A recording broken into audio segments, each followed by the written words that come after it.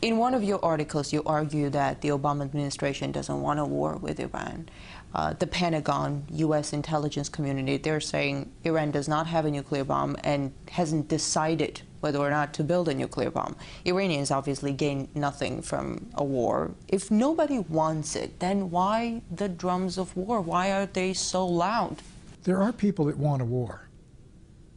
I mean, do not think no one wants a war. You don't have wars unless someone wants it.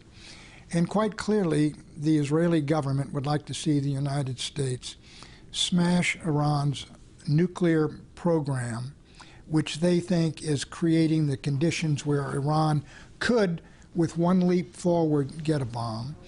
The Israeli lobby in the United States would like to see a war. They support the Israeli government. The neoconservatives do. Many Republicans do.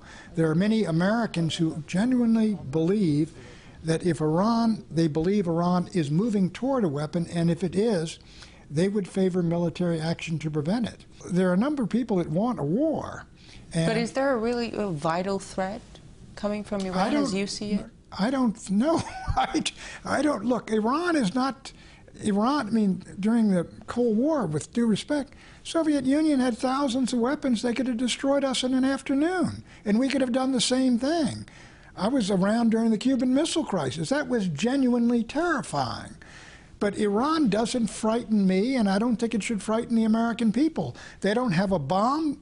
They haven't made a decision to build one. They don't have the means to deliver one. And the Israelis have 300 atomic bombs. I mean, who presents the existential threat to whom? Well, I'll say who it was. I visited one of my doctors, and we were talking about, I hope we don't have a war in Iran, but now they're talking about intervention in Syria, and he said, thank God for the Russians. They've got some ships out there, and the Americans won't fool around with the Russian ships, so the Russians are keeping us out, and that's wonderful. That was your doctor? Yeah, that's one of my doctors. Do you think that's what the American public thinks? I don't think any American wants to intervene in Syria. They don't understand anything about it. Iran, though, they got the Ayatollah, and they got Ahmadinejad, and he will always help out the hawks with some insane statement every couple of months. He's going to destroy somebody or other, and then the Americans say we have to get him.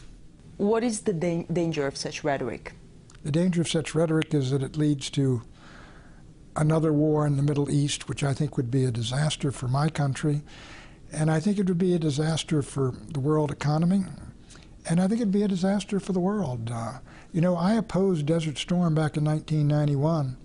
I opposed even going in and cleaning Saddam Hussein out of Kuwait because I said this will only be the first Arab-American war. And I was right. I mean, if you talk about Islamic wars, you had the war at Desert Storm, you had the war against Afghanistan, you got the war on Iraq, you had the war in Libya, now they're talking about Syria, now they're talking about Iran. Of what benefit has this been to the United States when you see where we were in 1990 and where we are today, and where China was in 1990 and where China is today? They haven't gone into any of these countries, haven't invaded anybody. And they're moving upward, as is Brazil and as are India. And what are we doing in all these places? I don't think you can't replicate the Middle West in the Middle East. Thank you.